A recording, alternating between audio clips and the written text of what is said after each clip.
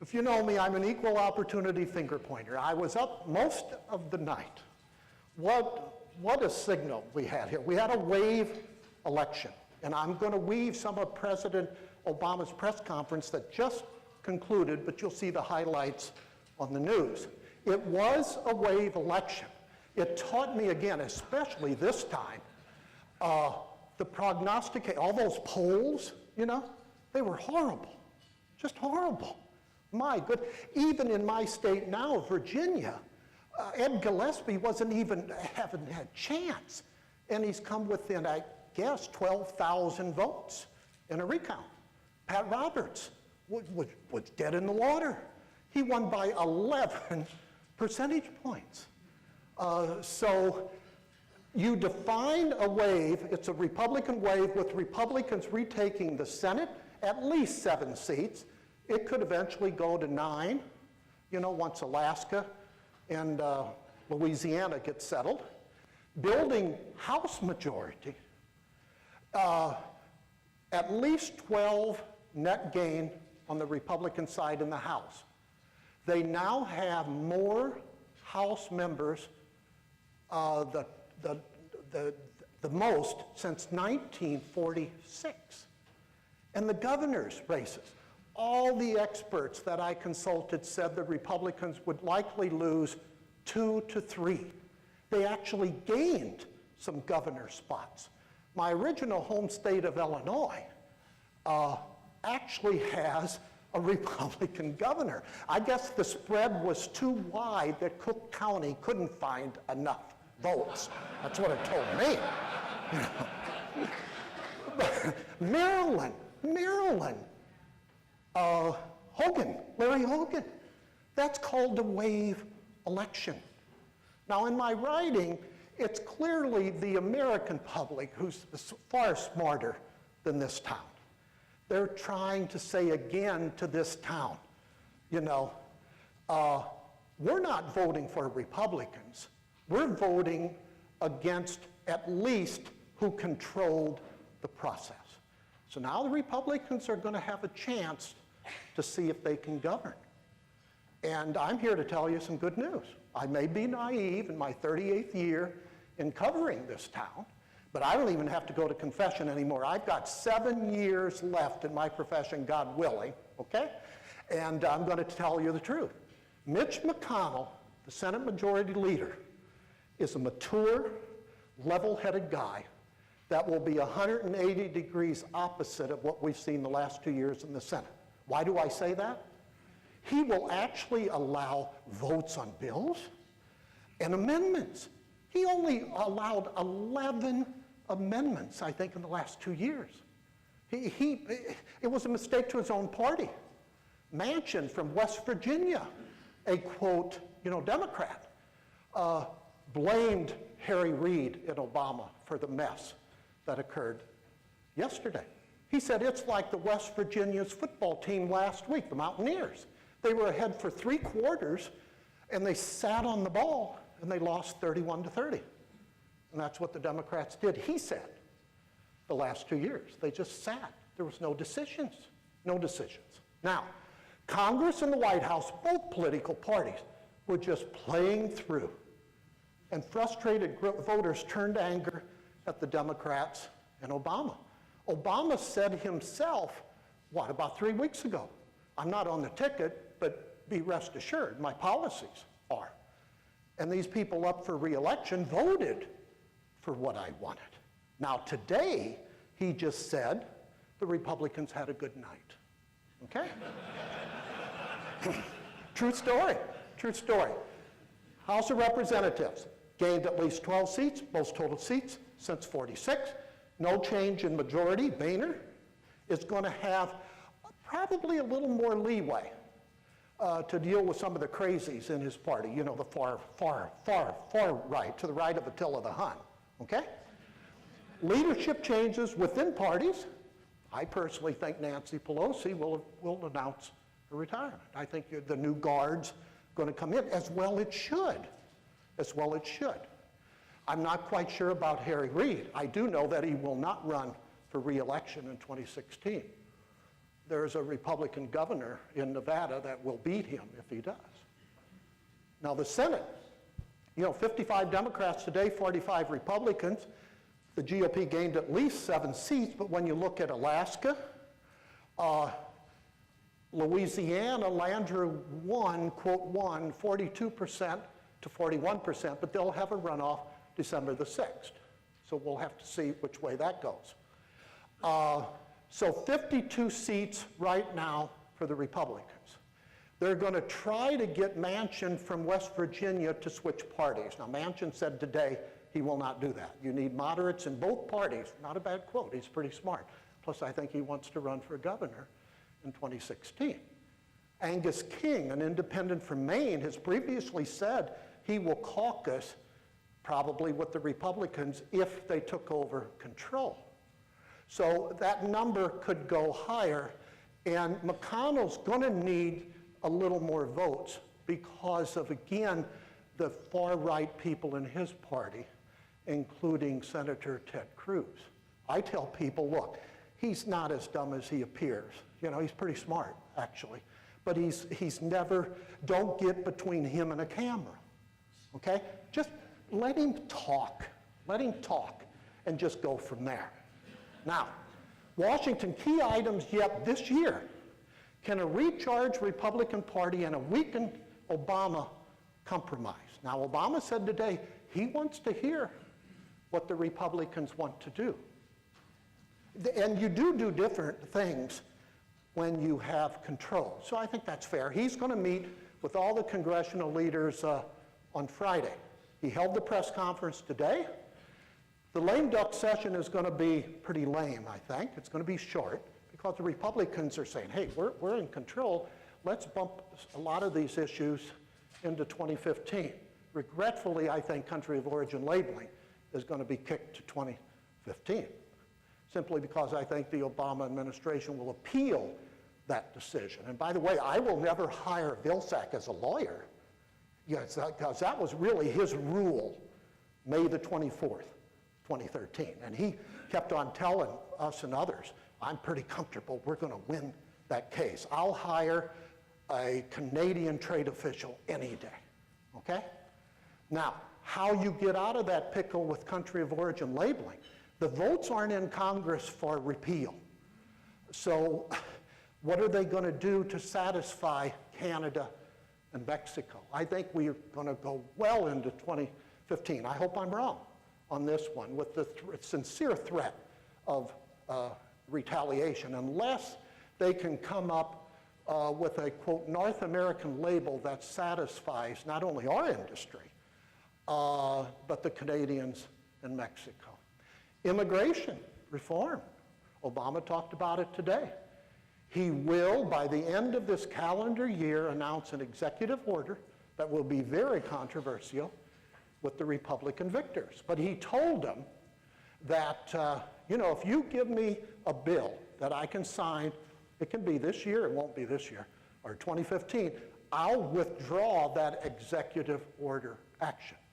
He really has no choice but to issue an executive order from his perspective in its politics, because the Hispanic voter, they're already upset, and you can see the numbers in Georgia. They didn't come out to vote. Colorado, it hurt. The numbers weren't near like they were in 2012, or maybe in some cases 2010.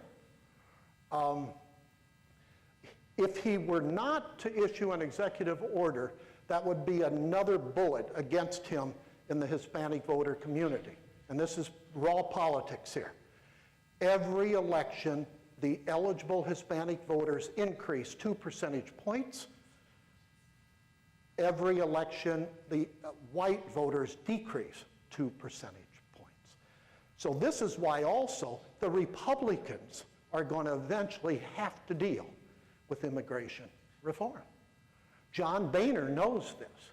So I give high odds that this issue is finally going to be settled. It won't be amnesty. It'll be some type of residential thing, stuff, regarding some of the illegal immigrants. And you know, in our industry, in the business of agriculture, at least 60% of all workers are illegal immigrants. We know what the problem is.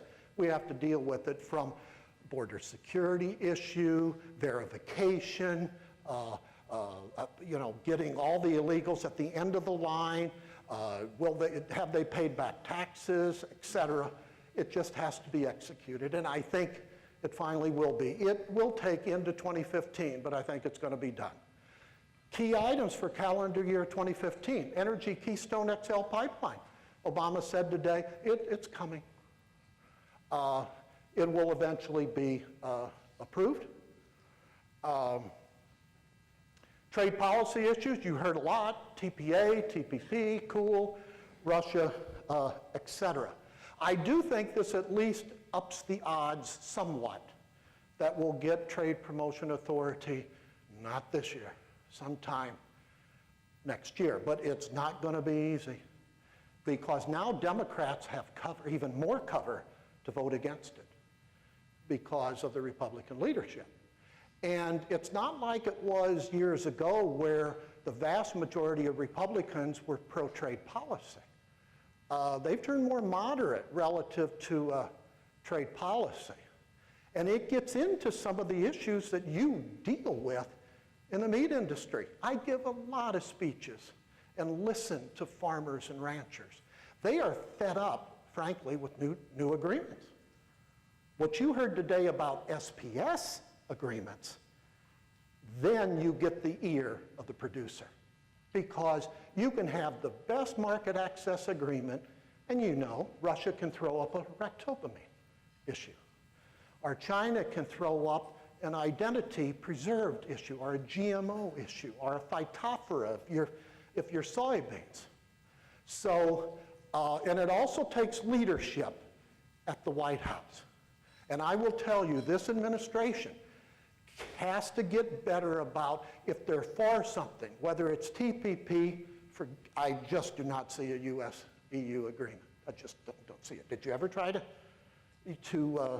negotiate with Europeans? There are some here. You tell me, okay? Let alone our groups. Now, with the development of some commodity groups, which I think are a big mistake over the last 20 years, getting too allied with the political party. You're seeing it merge into the beef checkoff issues, right? Could it be payback when NCBA came out against Al Gore as president? This is what some people tell me, We'll see. NFU and RCAF, relative to country of origin labeling, they carry the water of certain groups.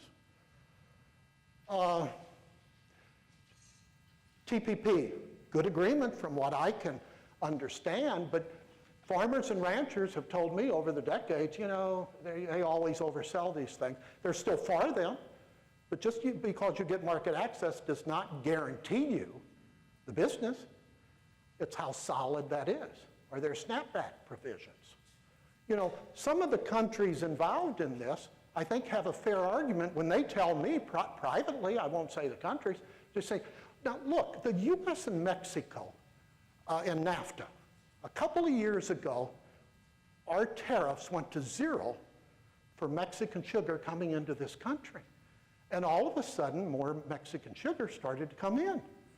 And then suddenly, and I give a lot of speeches to US sugar groups and their motherhood and apple pie, let me tell you. But the sugar groups got the ITC and the Commerce Department to investigate for anti-dumping and countervailing duty, tariffs. So I used to be a debater in college. Put yourself in a position, not as a US negotiator, but say a Japanese or some other country negotiator saying, look, you gave them unfettered access, 0 tariffs, total elimination, and just the time that it was helping that other country, you come up with dumping duties and CVDs. This is what you hear outside of this country, just so you know. Infrastructure is important. Phil's taught me over the years. You can have the best meat export environment, but if you can't get it to market, to export market, your throughputs, your ports, etc. So we're going to have to change tactics and strategy on our infrastructure. It'll be there. The positiveness in me says that the American people maybe have gotten this town's attention. And maybe the leaders will start leading, to start prioritizing. And this is one area that the Republicans are going to have to rethink because they've been holding this one back. And the infrastructure competitiveness of U.S. agriculture has been known for decades. But Brazil is spending a lot more money on agricultural infrastructure than we are. So watch that. Climate change, Obama will use the rules, regulations, and executive orders on this. The Fed oversight. The Republicans don't like some of the things the Fed has been doing, so they'll have oversight hearings. Nothing will come of it. Now, markets approaching. Breeding flock reduction in 2011 and 12 limited the poultry response. Global production shortfalls opened export markets for dairy. Large increase in world stocks of coarse grains. Lowest cattle inventory, you know, since the 50s. PED virus limits pork production response. But it looks like, hopefully, we're just going into the time frame that we usually get the increase in that. We'll see. Increases in competitive grain limit wheat demand. 2011-12 created smaller and more disciplined egg industries, record large world stocks of cotton, and record large world stocks of soybeans. In the grains, that's a bear market. In the meats, it's a bull market. It's as simple as that. And it cycles. It cycles. This industry has not outlawed cycles. And in the grains, usually when you're going down, the length of time of a downturn is usually longer than the upside was. That's just, again, I'm just going history. The dollar, Phil mentioned it, it declined by over 25% after floating in '73, but look at the recent, recent uptick. Now, while a stronger dollar, I'll never argue against a stronger dollar, but from a policy perspective, but a stronger dollar, while it won't make your exports uncompetitive, it will make them less competitive. So you have to be more nimble. You have to be more creative. You have to do what Phil and others have told you, the market development, come up with products, know your countries, etc.